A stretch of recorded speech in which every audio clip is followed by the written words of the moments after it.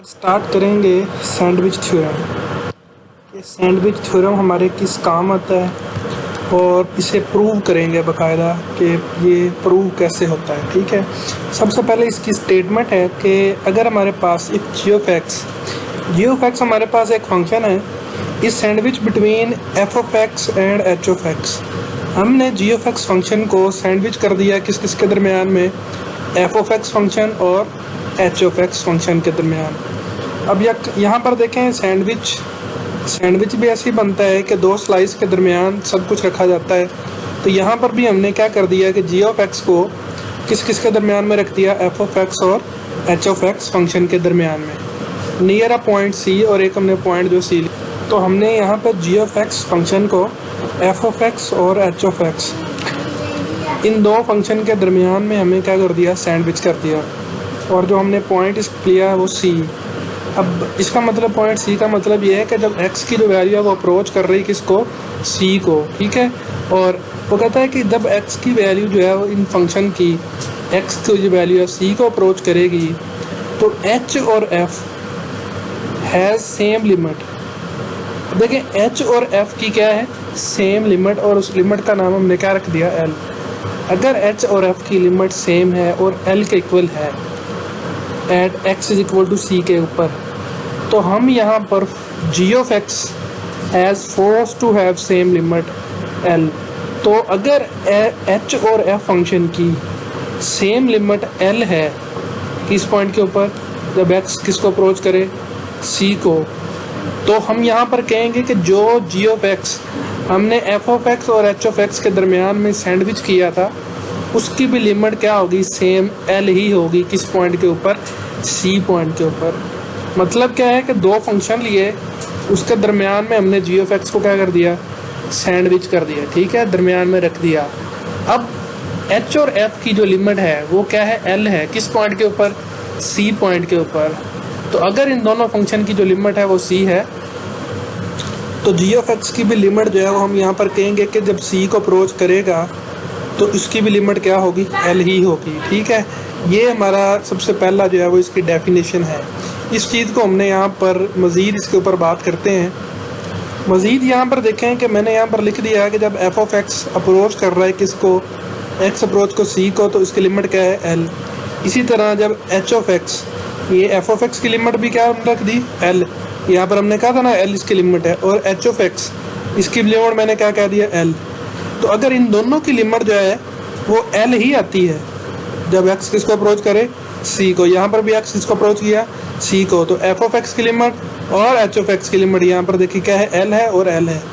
तो हम यहाँ पर फोर्स हो जाएंगे, कहेंगे कि जी ऑफ एक्स की भी लिमिट क्या होगी, एल ही होगी किस पॉइंट के ऊपर, जब एक्स अप्रोच करेगा किसको, सी को अप्रोच करेगा। तो ये यहाँ पर ध्यान में रखना है कि अगर एफ ऑफ एक्स की लिमिट जब सी को अप्रोच करे एल हो, एच ऑफ एक्स की लिमिट भी एल हो, और जी ऑफ एक्स हमने उसके दरमियान में सैंडविच किया हो, ठीक है, तो उस जी ऑफ एक्स की भी लिमिट क्या होगी, एल ही होगी। तो ये यहाँ पर बात हमने एक लिख ली कि एफ ऑफ एक्स की जो वैल्यू है फर्ज कर लेते हैं वो लेस देन इक्वल टू है जी ऑफ एक्स के, जी ऑफ एक्स की वैल्यू जो है वो लेस देन इक्वल टू है एच ऑफ एक्स के। अब यहाँ पर देखें ना कि g of x, f of x और एच ऑफ एक्स के दरमियान में हमने सैंडविच किया हुआ है। ठीक है, और ये एक रिलेशन हमने लिख दिया। अच्छा, अब यहाँ पर देखें मैंने यहाँ पर दोनों तरफ क्या कर दी, लिमिट अप्लाई कर दी। एक्स अप्रोचेज टू सी, यहाँ पर भी एक्स अप्रोचेज टू सी और यहाँ पर भी एक्स अप्रोचेज टू सी। अब देखें अगर एफ ऑफ एक्स किसको अप्रोच करेगा, एल को, और g of x, h of x approach करेगा एल को, तो जी ऑफ एक्स जो होगा हमारे पास वो भी किसको अप्रोच करेगा, एल को करेगा। ठीक है, एफ ऑफ एक्स की लिमिट भी एल और एच ऑफ एक्स की लिमिट भी एल। तो इन दोनों की अगर लिमिट हमारे पास एल होगी तो जो जी हमने सैंडविच किया गया उसकी लिमिट भी एल होगी। तो ये तो है सैंडविच थ्योरम की स्टेटमेंट। अब इसको मज़ीद यहाँ पर हमने जो प्रूव करना है वो मैं यहाँ पर कहा हुआ है कि अगर थीटा जो है हमारे पास मैयर इन रेडियन, अगर हम थीटे को रेडियन में मैयर कर लें तो लिमिट अगर थीटा अप्रोच टू 0 कर दे और साइन थीटा और थीटा इज इक्वल टू 1 होगा, ये हमने यहाँ पर प्रूव करना है। ठीक है, तो यहाँ पर मैंने क्या किया, इसको एवेल्युएट करने के लिए, to evaluate this limit we apply a new technique. हमने क्या किया, एक टेक्निक अप्लाई करेंगे, क्या कहेंगे, theta positive acute angle. Acute angle क्या होता है, जो 90 से छोटा हो। एंड सेंट्रल एंगल मतलब जो सर्कल के दरमियान पर बन रहा हो, और रेडियस आर, और रेडियस हमने आर जो है वो किसके को लिखा 1, और जिसका रेडियस 1 हो उसको हम कहते हैं यूनिट सर्कल, ठीक है। And A O B represent a sector of a circle. अब यहाँ पर मैंने एक सर्कल लिया, ठीक है, सर्कल का सेंटर ओ, उसके बाद यहाँ पर मैंने ओ से एक पॉइंट के ऊपर मिलाया और उस पॉइंट का नाम मैंने रख दिया ए। तो ओ से ए ये रेडियस है। इसी तरह आप एक और पॉइंट लेते हैं, यहाँ से मैंने इस पॉइंट को मिलाया और इस पॉइंट का मैंने नाम रख दिया बी। अब ये जो इतना हिस्सा है हमारा, इसको हम कहेंगे सेक्टर, और वो सेक्टर कौन सा, ए ओ बी, ठीक है ना, ए ओ बी। ये इतना हिस्सा जो दरमियान वाला है ये इसका क्या कहलाएगा, सेक्टर कहलाएगा, ठीक है। अब हम मज़ीद इसका यहाँ पर मैंने थीटा रख दिया। ये जो सेंट्रल एंगल की बात की थी, देखें सेंटर के ऊपर एंगल बन रहा है और उसको हमने क्या कह दिया, थीटे का नाम दे दिया, जो ऊपर मैंने यहाँ पर बात की थी। अब इसके बाद हमने कह दिया कि ओ ए और ओ बी ये क्या है, रेडियस है। सेंटर से किसी पॉइंट को मिला दें तो वो रेडियस कहलाता है। सेंटर से किसी पॉइंट को मैंने मिलाया तो वो उसका क्या होगा, रेडियस होगा, ठीक है। और रेडियस किसके इक्वल है, आर इज इक्वल टू 1 के इक्वल है। इसका मतलब है कि ओ बी और O A is equal to radius of circle is equal to 1, ठीक है ना। और जिसका रेडियस 1 हो उसको हम क्या कहते हैं, यूनिट सर्कल। तो ये मैंने कह दिया कि ओ ए बी और ओ बी ये दोनों क्या है, radius of a unit circle. एक सर्कल जिसका रेडियस किसके इक्वल है 1, और ये दो उसके क्या हैं, रेडियस हैं। अब उसके बाद हमने क्या किया, ये थीटे को बता दिया कि theta is a central angle है जो सेंटर के ऊपर लाई कर रहा है, ठीक है। अब मैंने यहाँ पर क्या किया कि मैंने ए को बी के साथ मिलाया और यहाँ पर एक ट्राइंगल कंप्लीट हो गई, ठीक है। अब ये ट्राइंगल राइट एंगल ट्राइंगल नहीं है जिसके अंदर 90 का ज़ाविया होता है, लेकिन ये 3 साइडों वाली एक डायग्राम बन गई और उसका नाम क्या है, ट्राइंगल, ठीक है ना। और ये ट्राइंगल क्या है, ओ ए बी का नाम हमने दे दिया, ठीक है। उसके बाद हम यहाँ पर करेंगे कि इसको, ये जो ओ बी है इसको मैंने आगे की तरफ बढ़ाया, ठीक है। और उसके बाद हमने यहाँ पर क्या कर दिया, तो ए से हमने एक लाइन लगाई और इसके साथ मिला दिया, और जहाँ पर ये दोनों मिलेंगी उस पॉइंट का नाम मैंने रख दिया डी। पहले हमने क्या किया है, बी को बढ़ाया और फिर ए को इस पॉइंट के साथ मिला दिया और इस पॉइंट का नाम मैंने क्या कह दिया, डी कह दिया, ठीक है। अब यहाँ पर अगर आप देखें तो 3 चीज़ें आपको दिखाई देंगी। एक तो ये ट्राइंगल जिसको मैंने यहाँ पर एक बनाया है, ये वाला, ठीक है ना, ये वाली लाइन और ये लाइन और ये वाली लाइन मिलकर एक ट्राइंगल बना रही है। उस ट्राइंगल का नाम क्या है, ए ओ बी। इसका एरिया देखें सबसे कम है, उसका उससे ज़्यादा एरिया किसका है, सेक्टर का, क्योंकि सेक्टर से ये वाली लाइन जा रही है, ये वाली जो है सर्कल की जो लाइन है, और ये सारा बाकी हिस्सा क्या है, सेक्टर है, ठीक है ना। अगर इसके साथ अगर ये लाइन हम छोड़ दें, ये दरमियान वाली जो मैंने लगाई है, और ये वाली जो लाइन है, ठीक है ना, और ये यहाँ से यहाँ तक ये हिस्सा सारा क्या है, सेक्टर है। अब देखें ट्राइंगल का एरिया कम है और सेक्टर का क्या है, ज़्यादा है, क्योंकि सेक्टर के अंदर ये वाला पोर्शन भी आ जाता है, ठीक है। तो मैंने यहाँ पर ये लिख दिया कि area of triangle A O B, ये ट्राइंगल ए ओ बी ये वाली जो हमने 3 लाइनों से मिलकर बनाया, ठीक है, ये एरिया कम है, किससे, लेस देन है, किससे, area of sector A O B. अब ए ओ बी सेक्टर का नाम भी यही होगा, ठीक है। अब सेक्टर से सेक्टर के अंदर ये एरिया ज़्यादा आ जाता है, ठीक है। इसका मतलब है कि एरिया ऑफ सेक्टर ज़्यादा है किससे, एरिया ऑफ ट्राइंगल से। अब उसके बाद एरिया ऑफ ट्राइंगल, कौन C triangle, O A D, ये वाली जो ट्राइंगल है फुल ट्राइंगल, इसका एरिया सबसे ज़्यादा है। तो इसका मतलब ये है कि एरिया ऑफ सेक्टर जो है वो किससे कम हुआ, फिर एरिया ऑफ ट्राइंगल कौन सी, ए ओ ए डी से। तो ये बातें अब आपके जहन में होनी चाहिए, ठीक है। तो सबसे कम ट्राइंगल पहली कौन सी, ए ओ बी, ये जो मैंने यहाँ पर बनाई है, ठीक है ना, इसका कम एरिया, ठीक है। उससे बाद फिर ये आगे वाली लाइन शामिल कर लेंगे तो ये सेक्टर बन जाएगा, इसको गायब कर दें अगर तो, ठीक है। उसके बाद अगर इस ट्राइंगल को देख लिया जाए, ये वाला जो ट्राइंगल है ये, ठीक है ना, ये जो हमारे पास आ रही है, इसका एरिया सबसे ज़्यादा है, ठीक है। तो हमने इसके दरमियान में रिलेशन लिख दिया कि area of triangle less than area of sector A O B और less than area of triangle A O A D. उसके बाद देखें तो एरिया ऑफ द सेक्टर होता है वो आपको यहाँ पर ज़मानी याद रखना चाहिए कि किसके इक्वल होता है, 1/2 r² थीटा के। इसको मैंने अभी नहीं लिखा, तो मैंने सेक्टर का एरिया डायरेक्ट यहाँ पर लिख दिया। उसके बाद एरिया ऑफ ट्राइंगल, ये जो ट्राइंगल है कौन सी, OAD, ये जो बड़ी ट्राइंगल है, जो राइट एंगल ट्राइंगल, क्योंकि यहाँ पर एंगल 90 का बन रहा है। तो एरिया ऑफ ट्राइंगल जब भी फाइंड करते हैं तो वो होता है 1/2 बेस मल्टीप्लाई बाय इसका परपेंडिकुलर।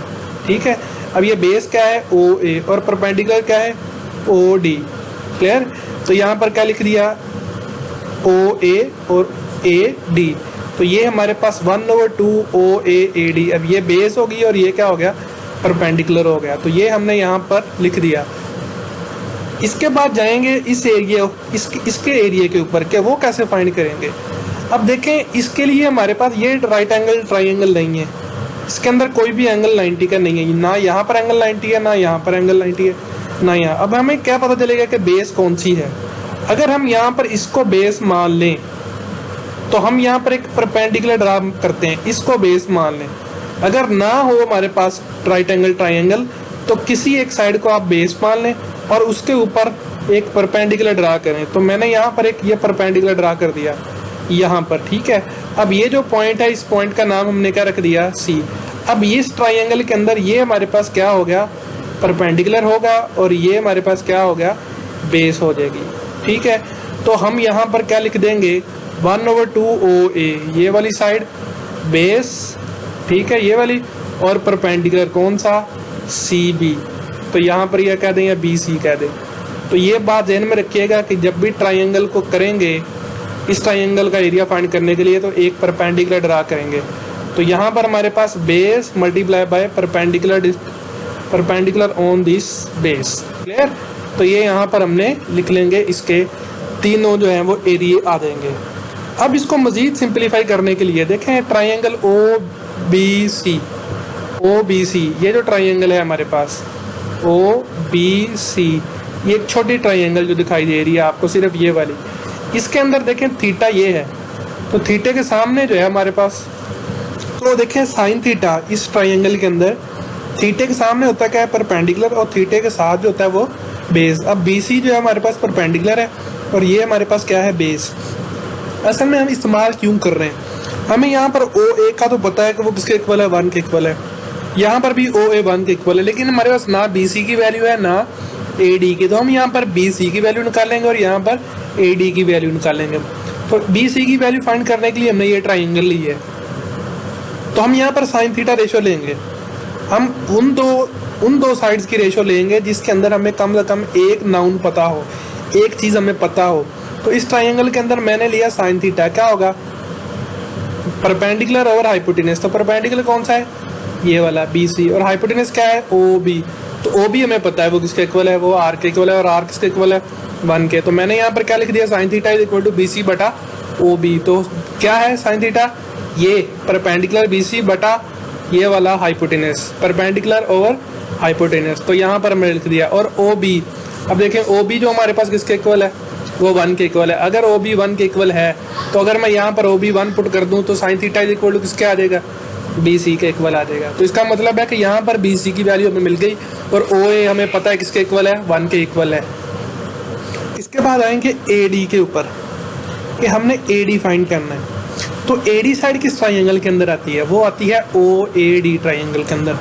तो मैंने यहाँ पर लिख लिया कि ट्राइंगल कौन सी OAD, और इसके अंदर मैंने tan थीटा लिया, यहाँ पर साइन थीटा लिया, यहाँ पर tan थीटा। असल वजह ये है कि हमें साइन थीटा इसलिए लिया था ताकि हम इन दो साइडों का इस्तेमाल कर सकें। अगर मैं लेता बेस ओवर tan थीटा यहाँ पर लेता, तो tan थीटा यहाँ पर लेता, तो यहाँ पर क्या था बेस परपेंडिकुलर ओवर बेस। ना हमें परपेंडिकुलर का पता था ना हमें बेस का पता था, इसलिए मैंने यहाँ पर क्या लिया साइन, कि ताकि हमें ये साइड इस्तेमाल होगी तो इसका हमें पता है किसके इक्वल है, OB किसके इक्वल है 1 के इक्वल है, यहाँ पर हमें स्टार्ट में पता था। ठीक है, अब tan थीटा लिया, क्योंकि यहाँ पर tan थीटा लेने की वजह ये है कि देखें AD तो हमने फाइंड करना है, तो tan थीटा किसके इक्वल होगा, इस साइड का हमें पता नहीं है। यहाँ से OB यहाँ तक R है, लेकिन ये R से क्या हो गया ज़्यादा, तो इसका मतलब है कि ये हमें हाइपोटेनस इस्तेमाल नहीं कर सकते। अब हम क्या इस्तेमाल करेंगे, परपेंडिकुलर ओवर बेस। क्लियर, मतलब क्या है AD ओवर OA इस्तेमाल करेंगे। ठीक है, तो AD हमें फाइंड करना है और OA हमें पता है। OA अब यहाँ पर रेडियस ऑफ सर्कल है और वो किसके इक्वल है, वो 1 के इक्वल है। तो अगर मैं OA is equal to 1 put कर दूं यहाँ पर, तो tan theta is equal to क्या आ जाएगा, AD के इक्वल आ जाएगा। तो ये आपने यहाँ पर AD की वैल्यू भी फाइंड कर ली और BC की वैल्यू जो हमें नहीं थी वो भी हमने फाइंड कर ली। अब OA और यहाँ पर OA ये दोनों हमें पता है ये किसके इक्वल है, 1 के इक्वल है। यहाँ पर हमें कोई मसला नहीं होगा। तो अब हम इनकी वैल्यू पुट करेंगे, मतलब BC की, AD की, OA की और O यहाँ पर वही डायग्राम मैंने यहाँ पर ड्रा कर दी। उसके बाद वही एंड वाली इक्वेशन मैंने यहाँ पर लिख दी। अब मैं OA की वैल्यू पुट करूंगा। OA किसके इक्वल है, 1 के इक्वल। BC हमने निकाला था प्रीवियस स्लाइड के अंदर, तो साइन थीटा के इक्वल आया था। अब R जो है हमें पता होता है वो किसके इक्वल है, 1 के। मैंने क्यों 1 के इक्वल है, क्योंकि हमने यूनिट सर्कल लिया था और यूनिट सर्कल का रेडियस 1 के इक्वल होता है। और AD की जगह पर भी क्या आ जाएगा, tan थीटा आ जाएगा। और OA हमारे पास किसके इक्वल है, वो 1 के इक्वल है। ठीक है, यहाँ पर हमने वैल्यू पुट कर दी, इसको हमने सिंप्लीफाई किया तो ये हमें हासिल हो जाएगा। इसके बाद देखें 2 सभी के अंदर है, अगर मैं 2 से मल्टीप्लाई कर दूं तो हमें क्या हासिल होगा, यहाँ से साइन थीटा, यहाँ से थीटा बच जाएगा और यहाँ से tan थीटा। मजीद सिंप्लीफाई करना है तो हमें ये देखें जो इक्वेशन थी हमने क्या बनाना, sine theta over theta proof जो हमारा था। तो मैं यहाँ पर पूरी इक्वेशन को साइन थीटा के ऊपर जो है वो डिवाइड कर दूंगा। तो यहाँ पर भी साइन थीटा आ गया, थीटा और साइन थीटा आ गया। tan को मैंने लिख लिया साइन थीटा बटा कॉस थीटा, और यहाँ पर क्या आ गया 1 ओवर साइन थीटा जो हमने डिवाइड किया था। इसको मजीद सिंप्लीफाई करेंगे तो ये वाली फॉर्म हमें हासिल हो जाएगी। ये साइन थीटा से कट देगा, ये भी आपस में कैंसिल आउट हो जाएगा। अब यहाँ पर देखें हमें साइन थीटा ऊपर चाहिए, थीटा नीचे चाहिए। तो पहले तो मैं इसको जब ऊपर लेके जाऊंगा और इसको नीचे लेके आऊंगा, ठीक है ना, ये ऊपर चला गया, ये नीचे है, तो ये जो साइन है ये चेंज हो जाएंगे। ये लेस देन है तो ये किस में हो जाएंगे, ग्रेटर देन के अंदर आ जाएंगे। यहाँ पर भी ग्रेटर देन और यहाँ पर भी क्या आ जाएगा, ग्रेटर देन आ जाएगा। और जब हमने स्टार्ट किया था तो लिमिट थी थीटा अप्रोचेस टू 0, तो मैंने यहाँ पर 2 काम इकट्ठे कर दिए। एक तो मैंने इसको उल्टा है सभी टर्मों को, और ये साइन क्या हो जाएंगे, चेंज हो जाएंगे। उसके बाद लिमिट अप्लाई कर देंगे तीनों की, थीटा अप्रोचेस टू 0, यहाँ पर भी लिमिट अप्लाई कर दी और यहाँ पर भी लिमिट अप्लाई कर दी।